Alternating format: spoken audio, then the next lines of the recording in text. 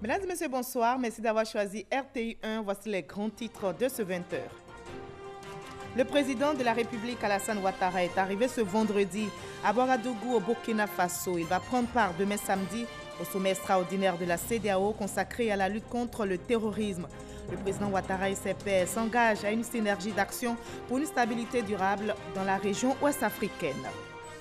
La Banque mondiale fait le point de sa coopération avec l'État ivoirien. La directrice des opérations de l'institution financière internationale était à la primature ce vendredi.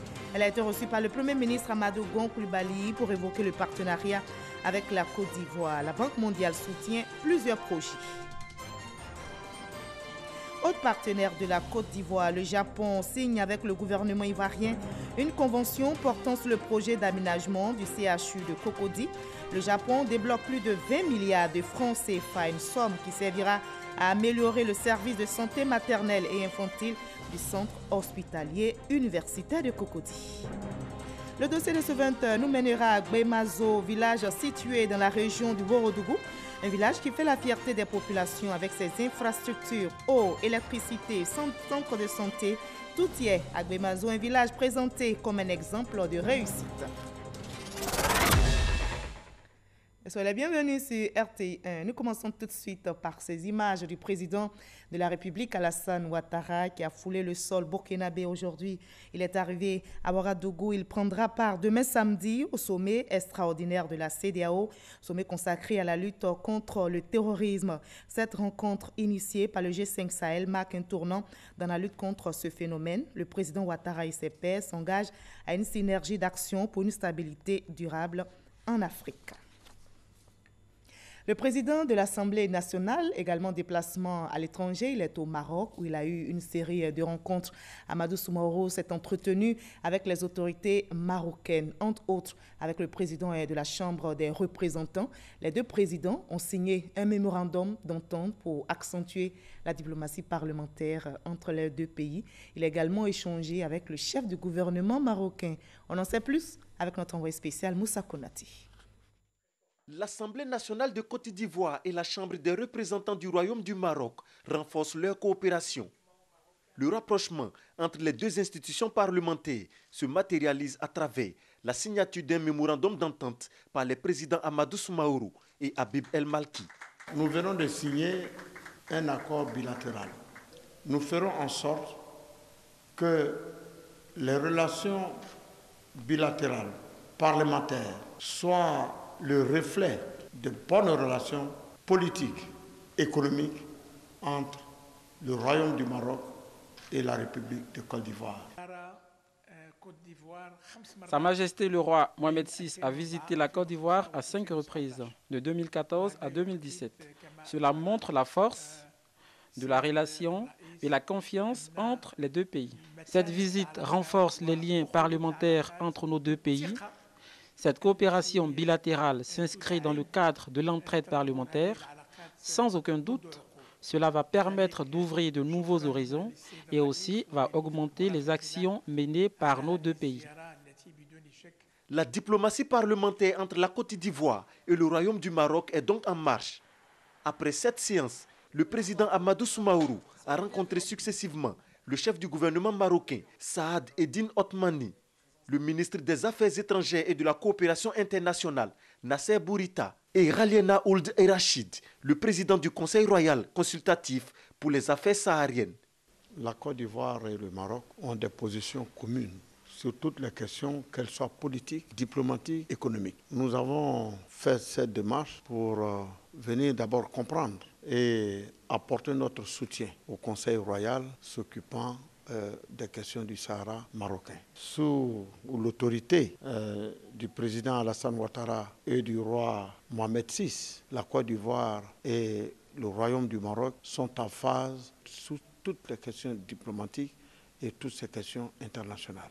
Toutes ces rencontres témoignent de la bonne qualité des rapports entre la Côte d'Ivoire et le Royaume du Maroc. Avant cette série d'audiences, le président de l'Assemblée nationale s'est rendu au mausolée Mohamed V.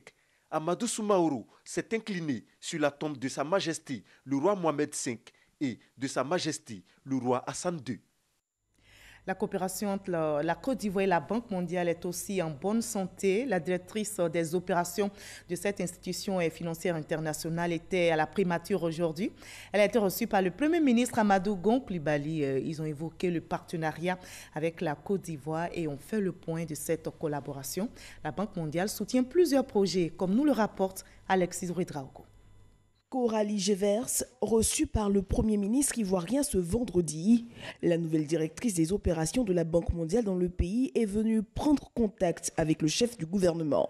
Nous avions décidé que nous aurions aussi une première réunion de travail et c'est ce que nous avons fait aujourd'hui. Comme vous le savez, le portefeuille financé par la Banque mondiale et qui est mis en œuvre avec le gouvernement ici en Côte d'Ivoire est de près de 3 milliards de dollars. Et dès lors, nous étions très focalisés aujourd'hui, je dois dire, avec Monsieur le Premier ministre sur la mise en œuvre et s'assurer que ces activités produisent des résultats.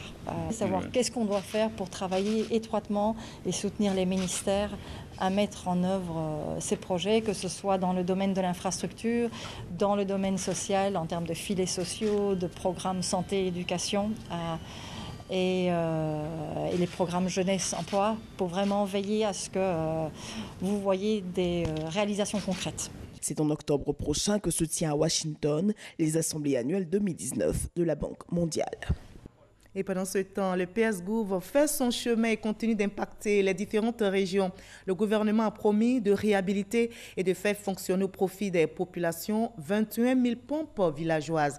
Le ministre de l'Hydraulique, Laurent Tchagba, a reçu aujourd'hui, ici à Abidjan, les acteurs du programme social du gouvernement, les préfets de région ainsi que les présidents du conseil régionaux.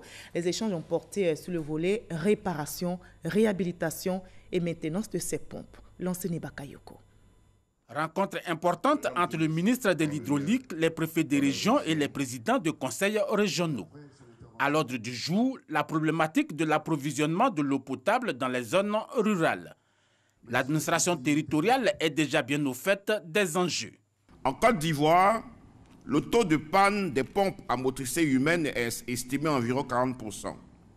C'est donc le lieu propice pour les experts du secteur de l'eau potable de partager leurs expériences et surtout de suggérer des orientations prospectives et stratégiques afin de relever tous les défis de la réparation et de la maintenance des 20 000 pompes objets du programme social du gouvernement.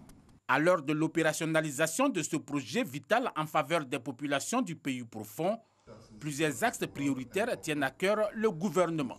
Procéder à un état des lieux des ouvrages hydrauliques en milieu rural, réparer les pompes de la zone en panne, assurer la maintenance de tout le parc d'ici 2020, faire des analyses physico-chimiques et bactériologiques de l'eau, de certains forages, et enfin assurer la mobilisation sociale autour du projet. L'opérateur national en charge de la distribution d'eau potable en Côte d'Ivoire prend une part active dans la réalisation de ce projet. En marge de la rencontre avec les préfets, le gouvernement a donc profité pour mettre à disposition les moyens d'intervention aux artisans réparateurs. Autre action à saluer au profit des populations, il s'agit des projets dans le domaine de la santé. La Côte d'Ivoire et le Japon viennent de signer une convention portant sur le projet d'aménagement du CHU de Cocody. Le Japon va débloquer plus de 20 milliards de francs CFA, une somme qui servira à améliorer le service de santé maternelle et infantile du centre hospitalier universitaire de Cocody. Sidonie Davila. Le projet d'aménagement du CHU de Cocody se concrétise par la signature de cette convention entre la Côte d'Ivoire et le Japon. Un signe qui traduit la ferme volonté des deux pays à améliorer significativement le service de santé maternelle et infantile du Grand Abidjan. Ce don du gouvernement japonais constitue un important accompagnement de la politique sociale du gouvernement ivoirien. C'est le lieu pour moi de réitérer la gratitude du gouvernement ivoirien au gouvernement du Japon qui, depuis l'établissement de nos relations diplomatiques en 1960, s'est toujours tenu aux côtés de la Côte d'Ivoire dans ses efforts en vue de son développement économique et social. Ce projet est destiné à l'aménagement de pôles mères et enfants du CHU de Cocody pour qu'ils deviennent un centre d'excellence des soins de santé maternelle et infantile. Notamment, il permettra l'aménagement des infrastructures et la fourniture des équipements. Le financement de la réhabilitation des infrastructures et la fourniture en équipement offert par le Japon s'élève à plus de 20 milliards 815 millions de francs CFA. Permettez-moi donc de vous exprimer toute la satisfaction qui est la mienne au nom du ministère de la Santé, de savoir que ce don va venir appuyer le ministère de la Santé dans la réalisation d'un défi majeur, celui qui concerne les problèmes de mortalité maternelle, infantile et j'ajoute néonatale. Le Japon vient une fois de plus booster sa relation avec la Côte d'Ivoire. Une coopération marquée par l'octroi de plusieurs dons du Japon au gouvernement ces dernières années. Et toujours dans le domaine de la santé, le centre hospitalier et régional CHR de Divo dans la région du Logui-Bois a été équipé. Le député Famoussa Koulibaly, les femmes émergentes pour le développement du Logui-Bois et leurs partenaires ont fait don de matériel médical à l'hôpital. La remise officielle de ce don s'est faite en présence du ministre de l'Hydraulique, Laurent Tchagba. Les détails avec Francis Boifou. Matériel médical de plus de 300 millions de francs CFA au centre hospitalier régional CHR de Divo pour soulager les patients de la région du Logui-Bois. C'est un don du député de la commune de Divo, Famoussa Koulibaly, en collaboration avec son partenaire américain World Medical Relief et le Conseil des femmes émergentes pour le développement du Logui-Bois. Bientôt, la couverture des maladies universelles sera lancée et nous pensons qu'avec cette action, les populations de Divo pourraient venir se soigner à un moindre coût dans un premier temps, mais avec du matériel de qualité. L'une des difficultés du CHR, c'était effectivement l'insuffisance des couveuses, des lampes chauffantes et de concentrateurs d'oxygène. Et je pense que pour ce que nous avons reçu ce matin, cela va nous permettre, un tant soit peu, de renforcer de manière significative notre plateau technique. Respectivement, présidente et parrain de cette cérémonie de remise du matériel médical, la secrétaire d'État Aimé Beyou et le ministre Laurent Tchagba sont revenus sur les efforts du gouvernement pour faciliter l'accès des populations aux services de santé. 300 nouveaux centres de santé ont été construits en 2018, renforçant ainsi la lutte contre la mortalité maternelle et infantile. Honorable député Famoussa Koulibaly, votre action est un appel à ne pas attendre tout de l'État. Merci de faire tienne la volonté du président de la République, son Excellence Alassane Ouattara. Être au service des populations, améliorer les conditions de vie de ses concitoyens. Dans le prolongement des actions sociales, le député de la commune de Divo, Famoussa Koulibaly, et ses partenaires ont fait don de matériel à des personnes vivant avec handicap et permis à 50 personnes de se faire opérer de la hernie. On parle santé, mais également sécurité. Dans ce 20h, le ministère de la Sécurité et de la Protection civile a procédé hier jeudi au lancement de l'opération Épervier 5. C'était dans la commune de Yopougon. Et cette initiative vise, je rappelle, à mener des actions d'envergure pour lutter contre le grand banditisme. Et c'est la patrouille de force mixte a mis fin à cette cérémonie, comme nous rapportent Ahmed Traoré et Grace Kando. C'est parti pour la 5e édition de l'opération Épervier. Cette initiative vise à mener des opérations d'envergure afin de lutter efficacement contre le grand banditisme avec la particularité de sécuriser l'année scolaire. Pour cette 5e édition, le lancement de l'opération s'est tenu dans la commune de Yopougon. La sécurité de nos communes, de nos villes, a besoin d'actions certes permanentes, mais de fois des actions ponctuelles comme celle-ci permettent effectivement d'envoyer un grand signal. Et je voudrais féliciter le ministre de la Sécurité pour avoir lancé cette 5e opération. C'est la plus belle commune. Le général Youssouf Kouyaté profite de l'occasion pour demander à la population d'aider la police nationale par des informations permettant de traquer les bandits. Le ministre de la Sécurité et de la Protection civile situe les enjeux de l'opération. L'opération Épervier est une technique de maillage des zones criminogènes de nos villes et quartiers en vue de lutter contre le banditisme sous toutes ses formes. Ces opérations se poursuivront avec détermination pour mettre hors d'état de nuire tous les criminels qui veulent perturber la quiétude des populations ivoiriennes. Population de Côte d'Ivoire, les forces de défense et de sécurité sont déterminées à vous protéger de toutes les menaces de sécurité intérieure. À la fin de la cérémonie, une patrouille des forces de défense et de sécurité qui compose l'opération Épervier 5 a sillonné la commune de Yopougon. Et l'opération Épervier 5 se déploie aussi à Abengourou. Le ministre de la Sécurité et de la Protection civile s'est rendu aujourd'hui pour l'inauguration du centre de secours d'urgence de la région. Le général du corps d'armée a promis d'œuvrer pour faire en sorte que tous les centres soient équipés, comme nous le rapporte notre correspondant sur place, Herman Niamien. C'est cet entrepôt qui abrite désormais le centre de secours d'urgence de la région de l'Indénie-Guablé. Centre inauguré ce jour par le ministre de la Sécurité et de la Protection civile. Le centre de secours d'urgence de la région de l'Indénie et du Yablin à l'honneur ce jour a pour mission principale le secours d'urgence en cas d'accident, le secours d'urgence en cas d'incendie, le secours d'urgence en cas de sinistre et de catastrophe.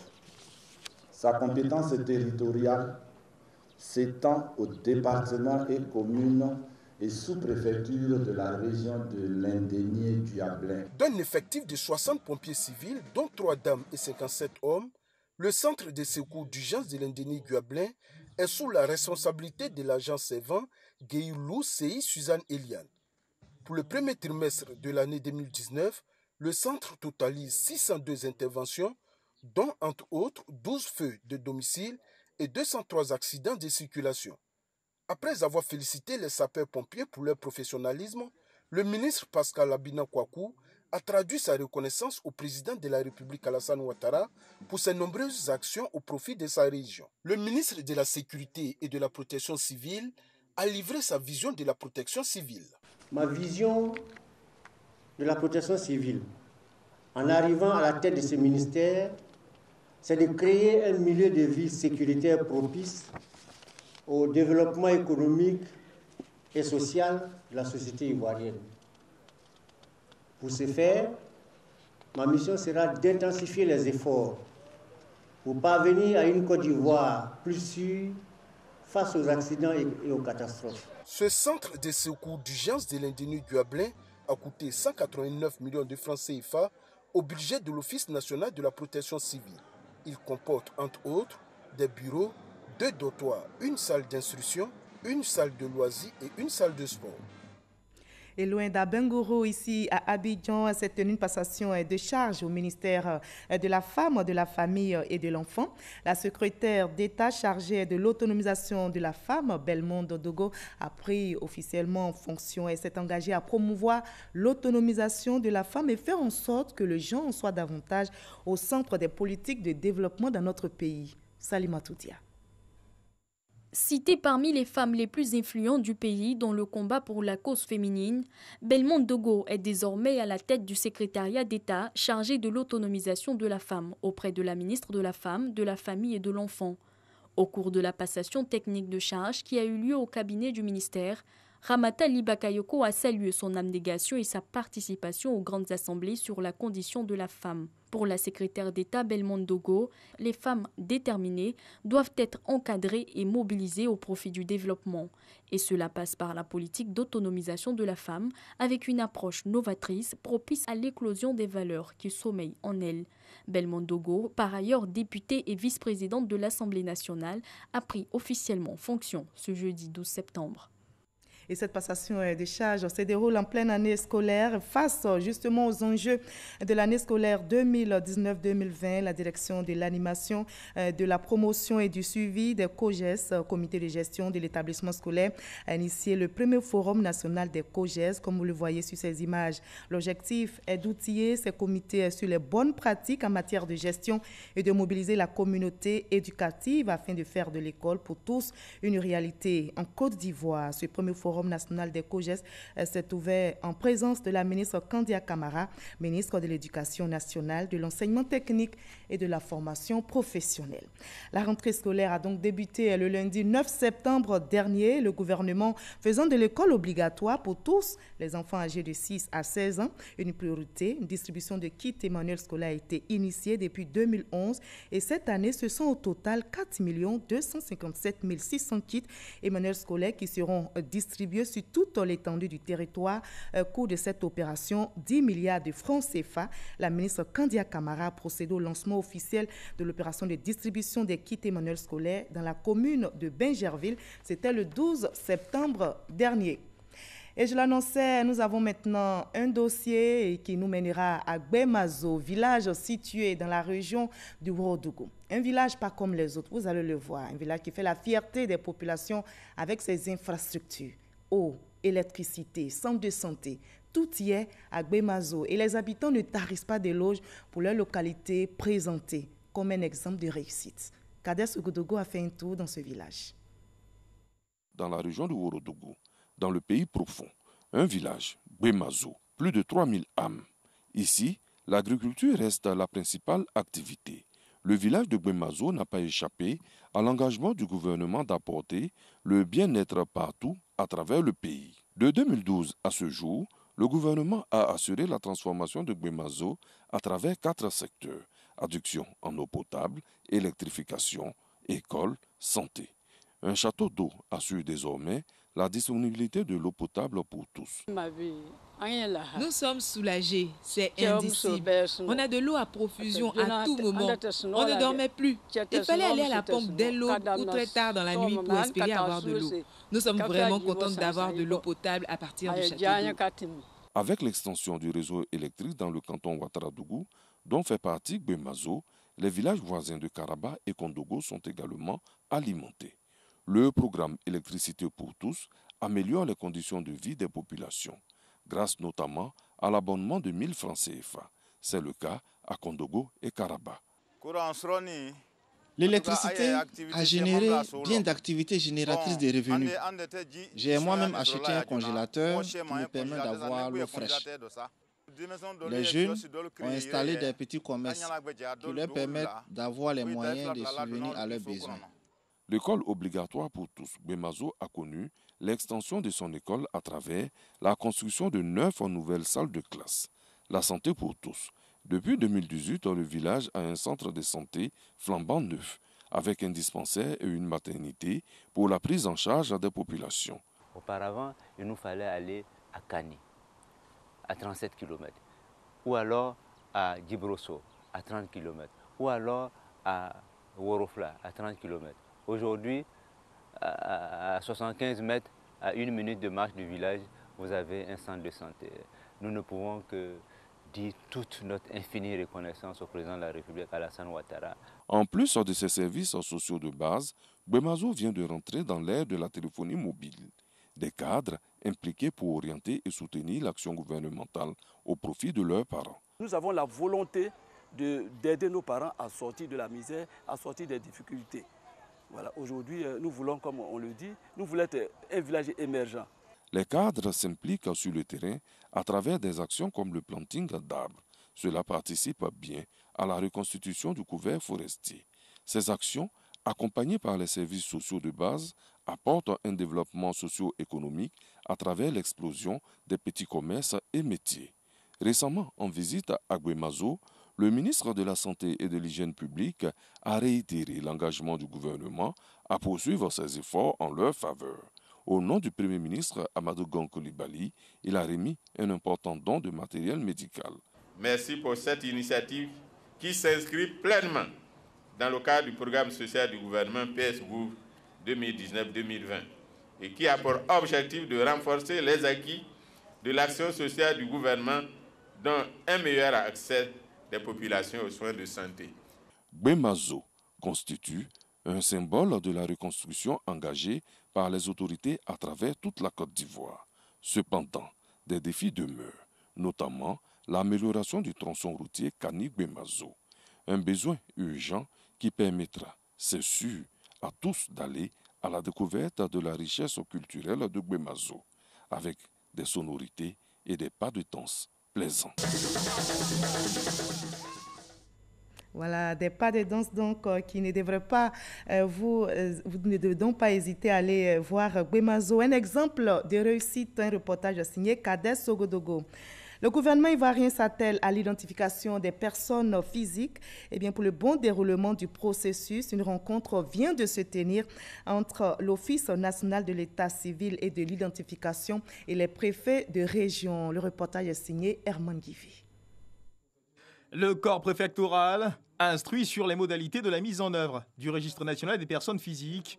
Objectif général, permettre à ces représentants de l'autorité territoriale et administrative de mieux saisir ce en quoi consiste ce registre afin de mieux le faire connaître auprès des populations.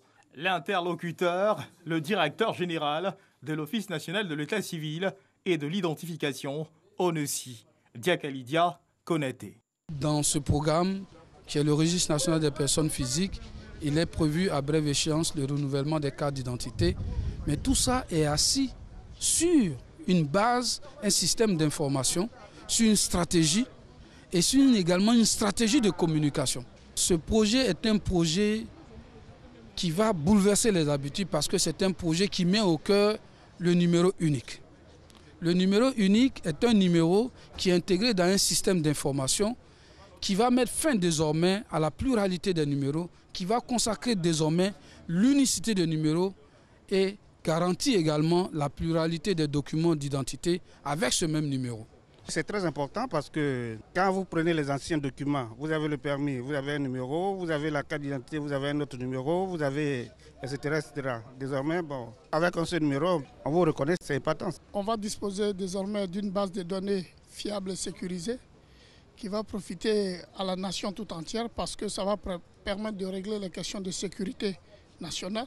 Une rencontre qui a permis aux différents participants de faire un bilan à mi-parcours du RNPP, le registre national des personnes physiques, expliquer les grandes phases de la communication. Une rencontre qui s'est enfin achevée par la remise de kits de travail au corps préfectoral. Et nous avons un communiqué dans ce 20h. Il émane de l'Autorité nationale de la presse, l'ANP. L'Autorité nationale de la presse observe avec préoccupation dans le traitement ou la retranscription de l'information politique par la presse une résurgence des termes et des expressions tendant à maintenir les populations dans une atmosphère quasi constante de conflits, rappelant régulièrement à la mémoire collective des faits et événements douloureux liés à la crise qu'a connue la Côte d'Ivoire. Ces termes sont révélateurs de ce que des professionnels de la presse contribuent à encourager les acteurs de la scène politique à un pugilat permanent. Cela est d'autant plus inquiétant que bien de mots et termes investis d'une charge haineuse ou méprisante émanant du champ lexical intentionnellement choisi par des professionnels de la presse. Face à ces menaces sur le dialogue politique républicain aux conséquences imprévisibles et la cohésion sociale, l'ANP invite les professionnels de la presse à utiliser des termes mesurés et à se garder de rapporter des propos inutilement belliqueux dans le traitement de l'information et dans le compte-rendu des activités des hommes politiques. C'est signé de Raphaël Lacpé, président de l'ANP. Justement, concernant toujours le milieu de la presse, notez que demain, samedi 14 septembre, l'Union nationale des journalistes de Côte d'Ivoire élira son nouveau président. Ce deuxième congrès extraordinaire de l'UNJCI aura lieu à la Maison de la Presse au Plateau et sont en liste pour la présidentielle de l'UNJCI, les listes Jean-Claude Klibali et Lance Touré. Nous partons maintenant pour la ville de Grand-Bassam qui abrite une rencontre interafricaine sur l'état de conservation des sites du continent. Au total, 96 sites dont Grand-Bassam sont classés au patrimoine mondial. Et au cours de cette réunion, les experts africains vont élaborer un rapport périodique et mettre en place de nouvelles stratégies de promotion. Le reportage sur place de Serge Colia. Grand-Bassam, ville historique de la Côte d'Ivoire, inscrite au patrimoine mondial de l'UNESCO depuis 2012. La première capitale de la Côte d'Ivoire fait partie d'une liste de 96 trésors du continent africain à protéger. Quel est l'état de conservation de ces sites? Leur authenticité est-elle préservée? Comment les maintenir en bon état? Pour répondre à ces questions, 60 experts venus de 46 pays d'Afrique font l'état des lieux. Ce que ça va changer pour le futur, c'est qu'une fois qu'on aura fait cette auto-évaluation qui est sur la base d'un questionnaire assez sophistiqué dans lequel il faut répondre à énormément de questions, nous synthétisons l'ensemble à l'UNESCO et nous établissons une stratégie africaine. Pourquoi ? Parce que les sites du patrimoine mondial africain sont sous-représentés sur la liste. Nous n'en avons pas assez. Nous devons valoriser davantage ce patrimoine. Et deuxièmement, parce que nous avons des sites du patrimoine africain qui sont sur la liste en péril. Et là, il va falloir trouver des situations pour les en faire sortir. Représentant le ministre de la Culture et de la Francophonie, la ministre Bakayoko Liramata invite ses experts à s'impliquer davantage pour une plus grande représentativité des pays africains sur la liste du patrimoine mondial. Je voudrais féliciter Monsieur le maire, le conseil régional, les autorités administratives de Grand Bassam qui œuvrent véritablement à la conservation de ce patrimoine parce que le tout n'est pas d'être inscrit au patrimoine mondial. Il faut se maintenir au niveau du patrimoine mondial. Cette rencontre interafricaine se tient à Grand Bassam du 11 au 14 septembre prochain. Et je vous propose de refermer ce journal par ces images du président de la République, Alassane Ouattara, qui a foulé le sol burkinabé ce vendredi. Il est arrivé à Ouagadougou. Il prendra part demain samedi au sommet extraordinaire de la CEDEAO consacré à la lutte contre le terrorisme. Cette rencontre initiée par le G5 Sahel marque un tournant dans la lutte contre ce phénomène. Le président Ouattara et ses pairs s'engagent à une synergie d'action pour une stabilité durable en Afrique. Voilà, je vous souhaite la paix chez vous. On se retrouve dans la même paix demain à 20h pour un autre journal.